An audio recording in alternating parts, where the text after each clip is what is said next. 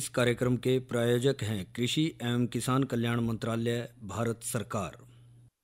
हर जोखिम से निकल कर फसल आए, सुरक्षित हो जाए, फसल बीमा से हर किसान अब आत्मनिर्भर हो जाए। संकट के समय प्रधानमंत्री फसल बीमा योजना किसानों के लिए वरदान है। अब सूखा पड़े या बाढ़ आ जाए कोई डर नहीं, अब ओले पड़े या कीट पतंगे फसल खा जाएं कोई फिक्र नहीं, क्योंकि हमने लिया है प्रधानमंत्री फसल बीमा।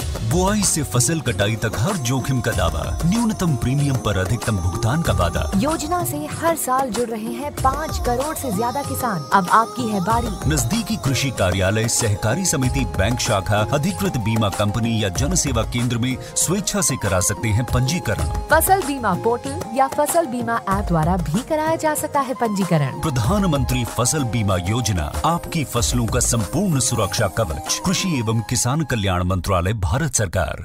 किसानवाणी कार्यक्रम सुनने वाले सारे बहन भाइयों ने वीरेंद्र भाई की राम राम। किसान भाइयों, जैसा आप जाने हैं कि आज है दिन मंगलवार और इस दिन हमारा कार्यक्रम रहा है फ़ोन इन, यानी फ़ोन के माध्यम से आप स्टूडियो में उपस्थित जो हमारे विशेषज्ञ हैं उनसे सीधे फ़ोन करके अपनी समस्याएं और सुझाव साझा कर सके हैं। और इसके लिए हमारा फ़ोन नंबर रहेगा, किसान भाई फ़ोन नंबर नोट कर लें, 01744221322। किसान भाई फ़ोन नंबर एक बार फिर नोट कर लें, 01744221322। और आज के हमारे फ़ोन इन कार्यक्रम का विषय रहेगा, आज की आवश्यकता क्यों है प्राकृतिक खेती। और विशेषज्ञ हैं डॉक्टर हरिओम, राज्य प्रशिक्षण सलाहकार, हरियाणा। और इनसे बातचीत कर रहे हैं विनोद भाई। कार्यक्रम सुनने वाले सब बाण भाइयों ने विनोद भाई की राम राम। किसान भाइयों, आज की बातचीत का विषय है, आज की आवश्यकता क्यों है प्राकृतिक खेती। और इस विषय पर जानकारी देने के लिए आज हमारे स्टूडियो में उपस्थित हैं डॉक्टर हरिओम जी। डॉक्टर साहब, आपका कार्यक्रम में स्वागत है। डॉक्टर साहब, अगर हम रासायनिक खेती करके हम अनाज के मामले में आत्मनिर्भर बने, तो फिर आज हमने प्राकृतिक खेती की क्यों जरूरत है? विनोद जी, जैसे हम प्राकृतिक खेती करते आ रहे हैं और हरित क्रांति भी रासायनिक खेती करते आ रहे हैं जी जी, और रासायनिक खेती से ही हरित क्रांति आई है देश जी। उससे हमारा तो पेट भर गया है जी। जो हम 60 के दशक में बाहर से मंगवाते थे, बिल्कुल डॉक्टर साहब, गेहूँ मंगवाते थे, लेकिन पेट जमीन का भरा हुआ था उस टाइम पे। हाँ। लेकिन जो रासायनिक खेती या हरित क्रांति है, इसके कुछ बुरे प्रभाव भी हुए हमारे ऊपर जी। इससे जमीन का पेट खाली हो गया, हमारे तो भर गए पेट इसमें। अच्छा, हमारी भूखमरी तो कम हो गई। हाँ। और आत्मनिर्भर भी हो गए अनाज में 1970 के दशक में लगभग। लेकिन जो जमीन थी उसका स्वास्थ्य गिरता चला गया जी। जो पानी एक प्राकृतिक संसाधन एक बहुत ही जरूरी चीज़ है खेती के लिए, वो भी पानी का स्तर भी गिरता चला गया। और ग्लोबल वार्मिंग बढ़ती चलेगी। जैसे आपने अब इस साल देखी होगी गेहूं की पैदावार। बिल्कुल डॉक्टर साहब, गेहूं की पैदावार एकदम से 4 से 6 क्विंटल प्रति एकड़ कम रही जी। ये सारा उस ग्लोबल वार्मिंग की वजह से हुआ है जी।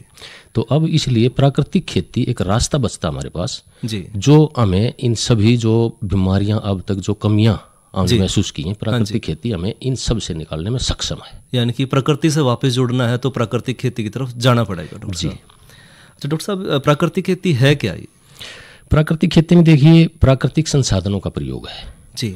और जो प्राकृतिक संसाधन ऑलरेडी हमारे पास हैं जी, जैसे भूमि है, जल स्तर है, वातावरण है जी, इनके साथ हमें छेड़छाड़ ज़्यादा नहीं करनी होती जी डॉक्टर साहब। ना ही इनका शोषण करना होता है, बल्कि जो खाली हो गया ना हमारे जी प्राकृतिक संसाधन, इनको भरना है जी। इसको रीजनरेटिव एग्रीकल्चर बोलते हैं जी डॉक्टर साहब। तो प्राकृतिक खेती इस सब में बगैर कोई खाद डाले जी, एक जो बेसिक डिफरेंस है ना जैविक खेती और प्राकृतिक खेती में जी डॉक्टर साहब, तो वो ये है कि रासायनिक खेती हो चाहे जैविक खेती हो, हाँ, उसमें हमें खाद, जैविक खाद या केमिकल जो रासायनिक खाद वो डालना पड़ता है जी, लेकिन इसमें किसी भी खाद की जरूरत नहीं पड़ती और कोई भी उत्पाद आपको बाजार से नहीं खरीदना पड़ता। सब उत्पाद घर पे तैयार होते हैं और हमें इसमें खाद नहीं बल्कि जीवाणु डालने होते हैं खेत में जी डॉक्टर साहब। आगे का काम सारा जीवाणु करते हैं हमारे, यानी कि बगैर कोई खर्चा के, यानी कि कम से कम खर्चे में हम अपनी फसल ले सकें जी जी डॉक्टर साहब। डॉक्टर साहब, ये एक और है कि जो जैविक खेती है और आपने जिस तरह बताया कि उसमें हमें खाद डालनी पड़े है, और इसमें क्या क्या अंतर है जैविक खेती में और प्राकृतिक खेती में? एक तो मोटा सा डिफरेंस ये है कि लागत जो होती है ना फसल की जी, वो जैविक खेती में रासायनिक से भी ज़्यादा है। जी डॉक्टर साहब, जो आज बाजार में उपलब्ध हैं जैविक उत्पाद, जैविक खाद जी, या जैविक दवाइयाँ जी, या बायो फर्टिलाइजर्स के नाम पे वो रासायनिक से भी महंगे हैं। जी डॉक्टर साहब, दूसरा, रासायनिक में भी और जैविक में भी इतना गोबर का खाद और केंचुआ खाद हमें डालना पड़ेगा फसल की जरूरत को पूरी करने के लिए जी, उससे ग्लोबल वार्मिंग बढ़ेगी। लेकिन इसमें आपको लागत जो है वो बिल्कुल मिनिमम है, कुछ खास नहीं है इसमें जी, और लेकिन जैविक में और प्राकृतिक में एक तो लागत बहुत ज़्यादा है। जी डॉक्टर नंबर 2, उत्पाद। जी, जैविक में उत्पाद पहले 3 से 5 वर्ष तक कम होता है, घटता है, हाँ घटेगा, खास तौर पे अनाज की फसलों में। जी डॉक्टर ये एक्सपेरिमेंट भी चल रहे हैं यूएसए में, पेंसिल्वेनिया में, रोडेल इंस्टीट्यूट है, 1981 से चल रहे हैं। जी, जी, तो वहाँ पर पहले 5 साल मक्का में पैदावार में कमी आई, जी, सोयाबीन में नहीं आई वो। जी डॉक्टर साहब, तो उसमें पैदावार में कमी आती है। लेकिन अगर प्राकृतिक खेती को हम ठीक तरीके से करें तो पहले वर्ष ही हमें पूरा उत्पादन मिलना शुरू हो जाता है। मान लो थोड़ा बहुत किसी फसल में जी, अगर समस्या आती है तो उसकी लागत दोनों फसलों में कम हो जाती है, और जी, पहले 1-2 साल मान लो कोई फसल में कम भी रहती है तो टोटल नेट रिटर्न जो किसान का होगा, जो टोटल आमदनी होगी साल की, वो इसमें शर्तिया रूप से ज़्यादा होगी। यानी कि प्राकृतिक खेती में जो है पहले साल से हमें जो है उत्पाद पूरा मिलेगा डॉक्टर साहब। हाँ जी, हाँ जी। जबकि जैविक खेती में जो है 3-4 साल तो हमें थोड़ा सा इंतजार करना पड़ा, फिर जाकर वो रिकवर हो पूरी। हाँ, मैं उदाहरण के तौर पर बता दूं आपको, जैविक खेती में जैसे धान 60 किलो नाइट्रोजन मांगता है जी, 1 एकड़ में। बिल्कुल डॉक्टर साहब, तो 60 किलो नाइट्रोजन पूरी करने के लिए 30 टन गोबर खाद डालना पड़ेगा आपको जी, या 20 टन केंचुआ खाद डालना पड़ेगा आपको। जी डॉक्टर साहब, 20 टन केंचुआ खाद का मतलब है 1.5 लाख रुपए का खर्चा खर्चा हो गया। या 30 टन गोबर के खाद का मतलब है कम से कम 60-70 हज़ार रुपए सिर्फ इसका खर्चा। जी, जी, जबकि बायो फर्टिलाइजर बहुत हैं, बहुत कंपनियां आ गई हैं बिल्कुल जो अपने बायो फर्टिलाइजर तैयार कर लिया उन्होंने, और उसका खर्चा भी किसान के ऊपर पड़ा। राम राम जी। हाँ जी, कहाँ से बोल रहे हो? श्यामगढ़ से बोल रहे हैं, जिला करनाल। श्यामगढ़, क्या नाम भाई साहब आपका? मुस्तकीम है जी। अच्छा, क्या पूछना चाह रहे हो डॉक्टर साहब से? जी डॉक्टर साहब फ़ोन कट गया लगता है। आप बता रहे थे कि जो है जैविक खेती में हमें जो है ज़्यादा खाद और ज़्यादा खर्चा जो है उसमें वो है, और रासायनिक खाद वाले में भी जो है ज़्यादा खर्चा है। हाँ, उत्पादन कम आता है जैविक में, लेकिन इसमें पहले साल से ही, क्योंकि एक फंडामेंटल जो इसमें बेसिक कंसेप्ट है ना, वो अलग है जैविक से। जी, इस जैविक का नाम आते ही किसान का खर्चा बढ़ जाता है। हाँ जी, जैविक शब्द को हटाना होगा आपको जी, क्योंकि जैविक आते ही बाजार से आपके उत्पाद आने शुरू हो जाएंगे। जी डॉक्टर साहब, इसमें आपको एक गाय जो घर में है आपकी, हाँ, 20-30 एकड़ तक उसको मेंटेन कर सकते हैं आप। हाँ, तो वहीं से आपके उत्पाद घर में ही तैयार हो जाएंगे, और 8-10 साल का बच्चा भी उसको तैयार कर सकता है। डॉक्टर साहब, अपने गाय वाला जिक्र करा तो एक बड़ा रोचक क्वेश्चन भी है, प्रश्न है कि सुनने में आया कि जो एक गाय हो लगभग 30 एकड़ की जो है खेती में जो है काम आवा है, तो ये किस तरह है डॉक्टर साहब? इस पर थोड़ा सा प्रकाश डाल लो। हाँ, इसका मैं बता देता हूँ आपको क्यों ऐसा कहा गया है। देखिए, जैसे मैंने आपको बताया कि जैविक में और रासायनिक में खाद डालते हैं जी, इसमें किसी खाद का प्रयोग नहीं होता। बिल्कुल डॉक्टर साहब, इसमें जीवाणु का कल्चर डालते हैं जी। जैसे मान लो आपको 1 मन दूध जमाना है, हाँ, तो 1 चम्मच आपकी हाँ जामन जो उसमें डालना होता है जी। इसी तरह से जीवाणु हम एक ड्राम में बढ़ाते हैं पहले जी डॉक्टर साहब, तो उसमें 1 दिन का गोबर जी और 1 दिन का गौमूत्र लगता है गाय का जी, और वो 1 एकड़ की खुराक तैयार हो जाती है जी डॉक्टर साहब। जब 1 दिन में 1 एकड़ की खुराक तैयार हो जाती है हाँ, तो 30 दिन में आपकी 30 एकड़ की खुराक तैयार हो सकती है। लेकिन मैं कहना चाहूंगा मान लो शुरू के साल में जी डॉक्टर साहब आपको 30 एकड़ ना चल पाए जी, तो 5 से 10 एकड़ कोई कम नहीं है, अगर वो भी चल जाते हैं जी तो जी, इनकी शुरुआत कम से हो तो फिर भी ठीक है, अगर हाँ तो इसमें कोई हानि की बात नहीं है, ये तो एक बहुत ही अच्छी तकनीक है। डॉक्टर साहब, जो फिर ये जो खाद हम तैयार करें 1 दिन में, जैसे गोबर और गौमूत्र से जो तैयार करी गई है, तो वो 1 दिन में ही तैयार हो जाए या उसको समय लगे लंबा? मैं बताता हूँ, इसमें जो इसका मुख्य इनपुट है ना जी, वो जीवामृत है। जीवामृत में एक 200 लीटर का ड्रम लिया जाता है प्लास्टिक। जी डॉक्टर साहब, आप बता रहे थे कि जो है जीवामृत, हाँ जीवामृत की जो है जीवामृत की जो कंपोजिशन है उसमें 5 चीजें पड़ती हैं जी। एक 200 लीटर का प्लास्टिक का ड्रम ले लेते हैं जी, 1 दिन का देसी गाय का गोबर और गौमूत्र जी, गोबर लगभग 10 किलो हो जाता है जी डॉक्टर साहब, गौमूत्र लगभग 8 से 10 लीटर हो जाता है जी। इसमें 1.5 किलो गुड़ चाहिए जी डॉक्टर साहब, 1.5 किलो बेसन चाहिए जी, और 1 मुट्ठी या 50 ग्राम 100 ग्राम मिट्टी होती है इसमें। अच्छा डॉक्टर साहब, ऐसी जगह से उठाते हैं जहाँ जीवाणु मिले खेत में, या तो आप डोल से उठा लो जी डॉक्टर साहब, जहाँ कभी, या ऐसी जमीन से उठाओ, आप डोल को छोड़ो क्योंकि डोल में खेत में पड़ते रहते हैं आपके केमिकल्स।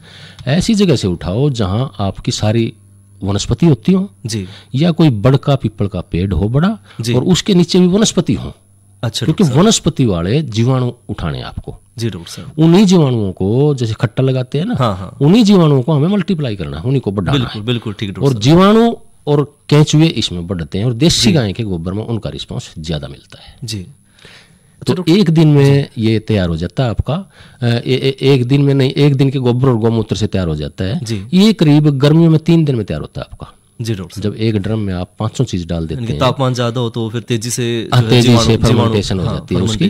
तो उसके अंदर हमने गुड़ और बेसन का फूड भी डाल दिया है जीवाणुओं का जी। तो उसको 1-1 मिनट सुबह, दोपहर और शाम को जी डॉक्टर साहब क्लॉकवाइज घुमाना होता है लाठी लेकर के एक।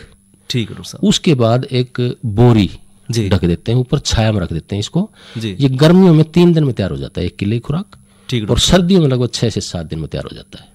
अच्छा, 3 बार घुमाना है क्लॉकवाइज, इनकी घड़ी की दिशा में। हाँ। 3 बार डॉक्टर साहब। और तीनों टाइम। हाँ, 3 दिन में गर्मियों में तैयार हो जाता है ये, सर्दियों में 6 दिन में तैयार हो जाता है जी डॉक्टर साहब। और 3 दिन में गर्मियों में तैयार होने के बाद 1 हफ्ते के अंदर उसको यूज कर लो आप जी डॉक्टर साहब। उसके बाद जीवाणुओं का भोजन खत्म हो जाता है, गुड़ और बेसन। अच्छा, वो मरने लग जाते हैं। ठीक है डॉक्टर साहब। और सर्दियों में आप उसको 2 हफ्ते तक इस्तेमाल कर सकते हैं। गर्मियों में 1 हफ्ते तक तैयार होने के बाद जी। और सर्दियों में 2 हफ्ते तक पानी के, सिंचाई के पानी के साथ आप इसको ड्रॉप नक्के पर रख दीजिए आप इसको। अच्छा, खेत में चला जाता है जी। और बाकी इसका आप स्प्रे भी कर सकते हैं, यूरिया से ज्यादा आपको रिजल्ट मिलेगा स्प्रे का भी जी। और इसको ड्रिप इरिगेशन में प्रयोग कर सकते हैं आप, हॉर्टिकल्चर की जैसे टमाटर वगैरह हैं, या बूंद बूंद करके आप जैसे फ्रूट प्लांट्स हैं, अमरूद वगैरह हैं, उनमें देखिए प्रयोग करके जादुई चमत्कारी का रिजल्ट, फसल की बढ़ोतरी एकदम से तेजी से। हाँ। तो इसमें जो जीवाणु और केंचुए बढ़ते हैं ना जी, उसका मतलब ही जैविक कार्बन है। हाँ। अगर आपने सारे प्रबंध कर दिए हैं जिससे जैविक कार्बन और कीटाणु बढ़े जी, केंचुए बढ़े, क्योंकि उनका जो शरीर होता है वो प्रोटीन होता है जी, प्रोटीन टिश्यूज होते हैं।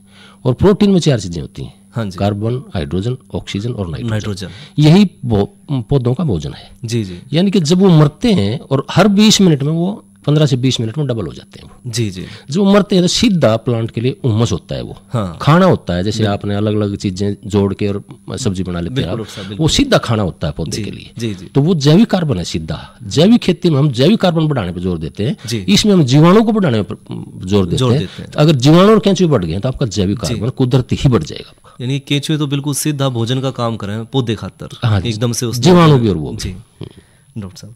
और डॉक्टर साहब, इसके अलावा जो प्राकृतिक खेती हम कर रहे हैं उसमें पोषक तत्वों की पूर्ति हम किस तरह करें?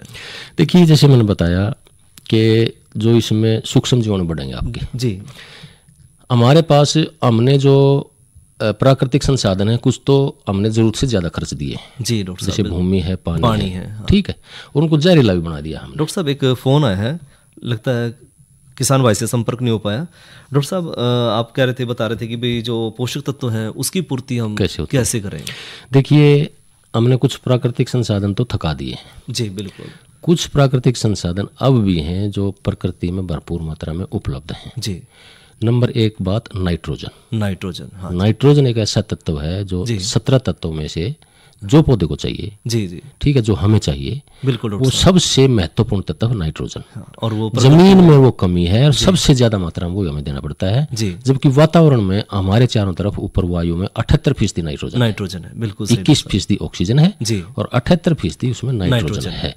तो एक तो नाइट्रोजन भरपूर हमारे पास जी डॉक्टर साहब। दूसरा, नमी जी, जैसे आपका पानी खत्म होता जा रहा है, हाँ, नीचे का, अब हमें काम करना पड़ेगा इस पे जी डॉक्टर साहब। तो इसमें प्राकृतिक संसाधन में एक टर्म होती है आच्छादन जी, यानी कि मल्चिंग। हाँ, मल्चिंग एक ऐसी चीज होती है जो अगर जमीन में ज्यादा नमी है तो जमीन से खींच लेती है जी, अगर वातावरण में ज्यादा नमी है तो वातावरण से अपने अंदर खींच लेती है। उदाहरण के तौर पर मैं बताना चाहूंगा कि जैसे आप अप्रैल मई में गेहूं काटते हैं, हाँ, उसका बंडल बना दीजिए आप जी, या उसको लाइन में डाल दीजिए।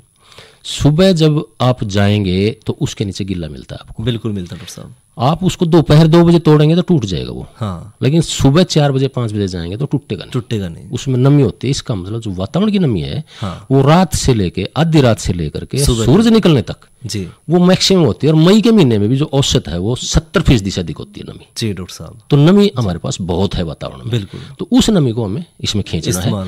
दूसरा, इसमें उमस बनती है जी, जैसे जैविक कार्बन होगा ना हमारे खेत में, तो उमस बनती है। उमस भी अगर 1% आपके खेत में बढ़ गई है जी, तो लगभग 4 से 6% पानी वो वातावरण का खींचती है अपने अंदर जी डॉक्टर साहब। और जो हम पानी उसमें देते हैं उसको भी लंबे टाइम तक अवेलेबल करवाती है जी। और जो ये वातावरण के चेंज से जैसे गेहूं की पैदावार कम आई है तो वो भी आपकी इसमें लंबे टाइम तक फसल चलेगी। टमाटर की फसल है तो मई में पूरी आपकी 1 महीने तक चलेगी वो, जबकि दूसरी फसलें जिसमें रासायनिक खेती हम करते हैं। डॉक्टर साहब एक फोन आया। Hello hello hello. नमस्कार जी। नमस्कार जी। हाँ जी, कहाँ से बोल रहे हो डॉक्टर? मैं जिला शामली से बोल रहा हूँ। त्रिपाल है मेरा नाम जी। अच्छा, क्या प्रश्न पूछना चाह रहे हो डॉक्टर साहब से? जी हमें पूछना है कि प्राकृतिक खेती बता रहे ना आप। जी जी। तो ये आप जो बता रहे हैं कि ड्राम में ये गाँव का मलमूत्र ऐसी ऐसी बात है, कैसे करना है ये बताओ। कैसे करना है? अच्छा डॉक्टर साहब, एक बार फिर दोबारा बता रहे कि उसमें क्या क्या लेना है और कितनी मात्रा लेनी है और किस तरह उसको तैयार करना है जी। इसमें देखिए 2 चीजें होती हैं जो आपके पोषक तत्वों की पूर्ति में मदद करती हैं। उनसे क्या होगा, आपके जीवाणु बढ़ेंगे खेत में। वो जीवाणु जो वातावरण में नाइट्रोजन है उसको खींचेंगे जमीन में। जैसे दालों में आपने नीचे गांठें देखी है ना, वो ऊपर की नाइट्रोजन को खींच के जड़ों में फिक्स कर देते हैं, जमीन में फिक्स कर देते हैं जी डॉक्टर साहब। इस तरह से सैकड़ों जीवाणु हैं जो ऊपर की नाइट्रोजन को या तो जड़ों के साथ अटैच होकर के या फ्री लिविंग होकर के पानी में भी, बगैर पानी भी जो नाइट्रोजन को फिक्स करते हैं। अब इसमें 2 चीजें हैं मुख्य तौर पे, एक जीवामृत है रीढ़ की हड्डी जी, एक घन जीवामृत है। जीवामृत में आपको 1 दिन का गोबर 10 किलो और 1 दिन का देसी गाय का गोमूत्र 8 से 10 लीटर जी एक प्लास्टिक के ड्रम में ले लें 200 लीटर के में, और उसमें 1.5 किलो गुड़, 1.5 किलो बेसन और 50 से 100 ग्राम मिट्टी आपको उठानी है जहां से कहीं पिछले 10-15 सालों में दवाइयां ना पड़ी हों, खाद वगैरह ना पड़े हों आपके रासायनिक। वो जीवाणुओं का एक जामन उठाना है आपने, मिट्टी का मतलब ये है। अब उनको एक ड्रम में डाल दीजिए, 500 चीजों को ड्रम को भर दीजिए पानी से। उसको दिन में 3 बार 1-1 मिनट के लिए आपको घड़ी की सुई की जैसे चलती है ना आपकी क्लॉकवाइज, उस तरह से आपको घुमा दीजिए उसको, और ऊपर बोरी ढक के और छाया में रख दीजिए। गर्मियों में 3 दिन में 1 किलो की खुराक तैयार हो जाएगी और सर्दियों में 6 से 7 दिन में 1 किलो की खुराक तैयार हो जाएगी। उसको गर्मियों में 1 हफ्ते तक प्रयोग करें आप सिंचाई के पानी के साथ, और सर्दियों में 2 हफ्ते तक उसको सिंचाई के पानी के साथ बूंद बूंद नक्के के ऊपर रख दें आप, कैंपर वगैरह लेके, और खेत में दें। उससे जीवाणु आपके भरपूर हो जाएंगे। एक तो जीवामृत है, दूसरा घन जीवामृत जी डॉक्टर साहब। घन जीवामृत का मतलब सॉलिड, घन का मतलब सॉलिड होता है जी। इसमें क्या करते हैं हम, 100 से 200 किलो गोबर का खाद देसी गाय का ले लेते हैं हम जी डॉक्टर साहब, उसको बारीक कर लेते हैं जी। या देसी गाय के उपले कंडे जो होते हैं उनको बारीक कर लीजिए, कूट लीजिए आप जी।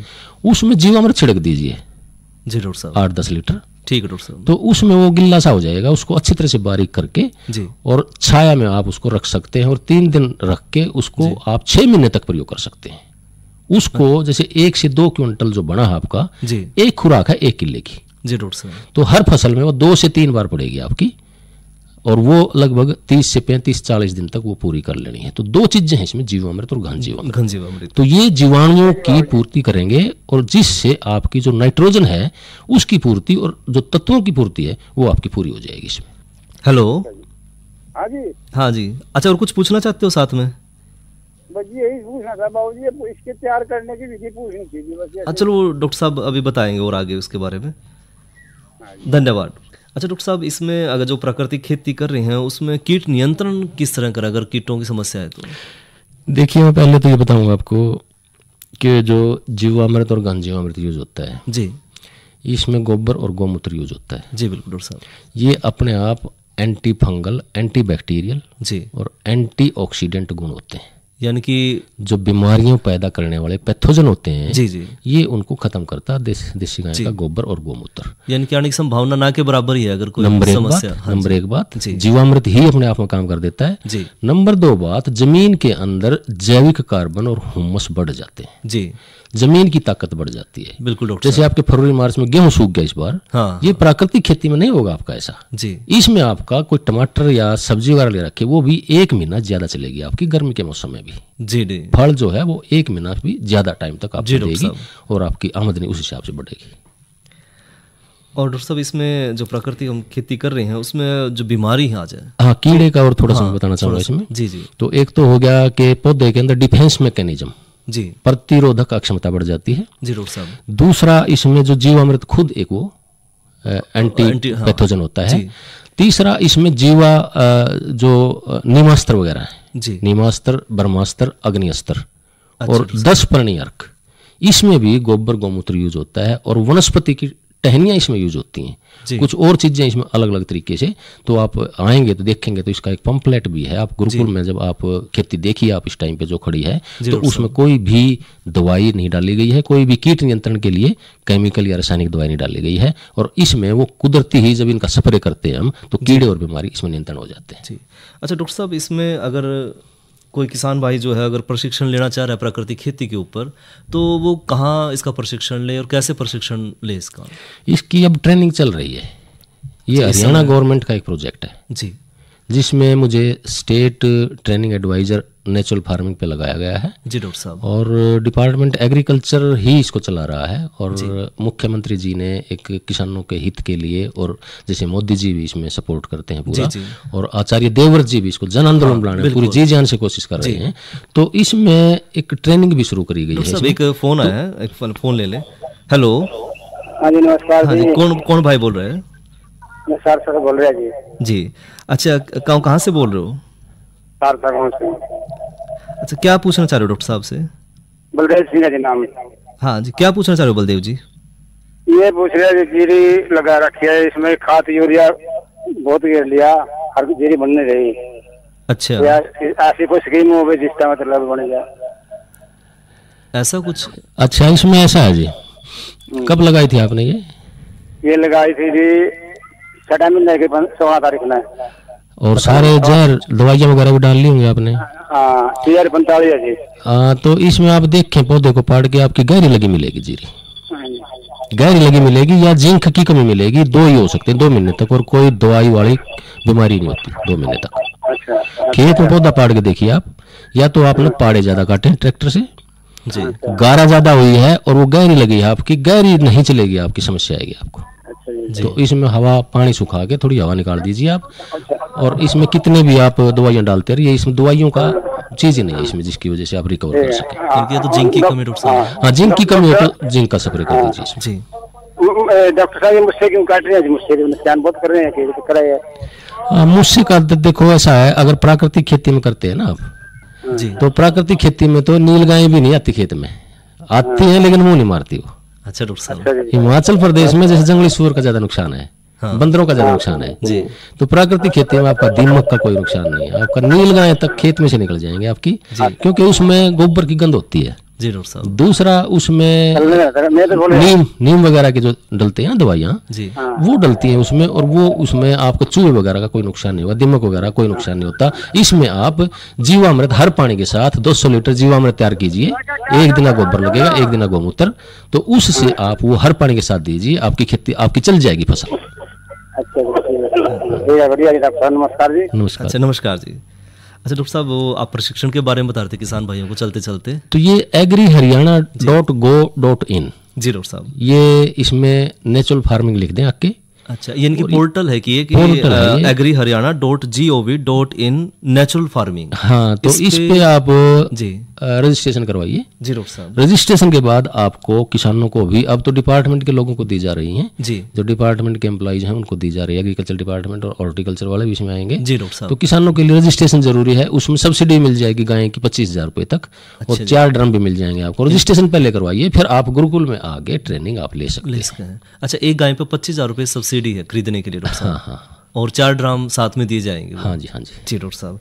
अच्छा, इसके अलावा डॉक्टर साहब अब चलते चलते और जो है किसान भाइयों को प्राकृतिक खेती पर आप कोई सुझाव और देना चाहेंगे? बस ये है जी, अगर छोटे किसान को बचाना है जी, क्योंकि ना तो रासायनिक खेती छोटे किसान के बस की बात रही जी डॉक्टर साहब। आने वाले टाइम में आपको धान गेहूं फसल चक्कर लगातार नहीं ले सकते आप जी, अगर लेंगे तो ये रेगिस्तान बन जाएगा। ये आ चुकी है वार्निंग स्वामीनाथन जी से। हाँ बिल्कुल डॉक्टर साहब। और सेंट्रल मिनिस्ट्रीज से भी रिपोर्ट आ चुकी है। छोटे किसान को अगर बचाना है आपको तो प्राकृतिक खेती पे आना पड़ेगा, क्योंकि आपको बाजार में जाने की जरूरत ही नहीं है। बिल्कुल। और नहीं जरूरत पड़े लोन नहीं लेना पड़ेगा, खुद कुछ नहीं करनी पड़ेगी, जमीन का स्वास्थ्य बढ़ जाएगा आपका। बिल्कुल। पानी की बचत हो जाएगी, 90% का पानी बचत है। हाँ जी। और जो वातावरण में ग्लोबल वार्मिंग बढ़ रही है उसका असर फसल के ऊपर कम से कम हो जाएगा। बिल्कुल। प्रकृति को बचाना है तो प्राकृतिक खेती तरफ आना पड़ेगा, और फसल को बचाना है, परिवार को बचाना है तो। जी डॉक्टर हरिओम जी, आपने इतना महत्वपूर्ण समय दिया और किसान भाइयों को जानकारी दी, उसके लिए आपका बहुत बहुत धन्यवाद। और ये तो सुन रहे थे किसान भाई कार्यक्रम फोन इन, जिसमें हमारा आज का विषय था आज की आवश्यकता क्यों है प्राकृतिक खेती। इस बारे में हमें जानकारी दे रहे थे डॉक्टर हरिओम, राज्य प्रशिक्षण सलाहकार हरियाणा से, जिन्होंने बहुत ही अच्छी और विस्तृत जानकारी जो है प्राकृतिक खेती के बारे में दी कि प्राकृतिक खेती है क्या, किस तरह से किसान भाई प्राकृतिक खेती को जो है अपनी आधुनिक खेती के साथ अपने परंपरागत तरीके के रूप में अपना सके हैं, और जो हमारे संसाधन है उनको अपना के हम अपनी भी और उसके साथ साथ जो मिट्टी है उसकी भी सेहत को सुधार सके हैं। और इसमें जैसा कि डॉक्टर साहब ने जिक्र कराया कि हम जो पशुधन है उसका भी जो है फ़ायदा ले सकें साथ साथ में, खास करके जो देसी नस्ल की हरियाणा की हमारी जो गाय हैं उनको इस्तेमाल कर सके हैं, यानी कि उनके मलमूत्र को भी जो है इस्तेमाल करके किसान भाई जो हैं अपने खेतों में उर्वरा शक्ति को बढ़ा सके हैं और उससे अपनी अलग अलग तरह की फसलों का ज़्यादा से ज़्यादा उत्पादन ले सके हैं। जैसा कि मिसाल के तौर पर डॉक्टर साहब ने जिक्र कराया कि धान की खेती में भी जो है इसका ज़्यादा से ज़्यादा फ़ायदा लिया जा सके है। गेहूँ की खेती में भी धीरे धीरे जब उसको इस्तेमाल करने लगेंगे तो उससे बेहतर परिणाम उसके सामने आएंगे और समय के साथ उससे अच्छा उत्पादन किसान भाई लेना शुरू कर देंगे। और इसी के साथ हमारे आज के किसानवाणी कार्यक्रम का समय समाप्त हुआ, तो वीरेंद्र भाई और विनोद भाई ने इजाज़त दो। अच्छा भाइयों, राम राम। तो इस कार्यक्रम के प्रायोजक थे कृषि एवं किसान कल्याण मंत्रालय, भारत सरकार। अरे अरे अरे क्या कर रहा है? इधर इधर इधर हम बोल रहे हैं तेरे बीजू का। उतला बोल रहा है? पक्षियों से तो हम खेत को बचा लेते हैं, पर इन घातक रसायनों से कैसे बचाएं? मतलब? देख बेटा, तू जो ये अंधाधुंध रसायन मिलाता है ना, मिट्टी की सेहत बिगड़ने लगी है। और जब माटी ही कमजोर पड़ जाएगी तो उपज कैसे सेहतमंद होगी? अरे पहले ऐसा नहीं था, पूछना अपने बड़े बुजुर्गों से, कैसे फसल लहलहाती थी, शुद्धता झलकती थी। हाँ, माटी भी तंदुरुस्त और लोग भी।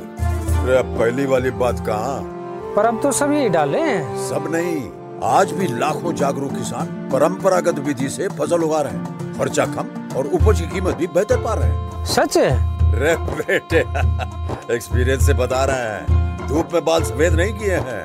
हाँ। ठीक है भाई, मैं भी आज से जैविक खेती शुरू करूंगा। माटी से प्रेम की परंपरा है, परंपरागत खेती।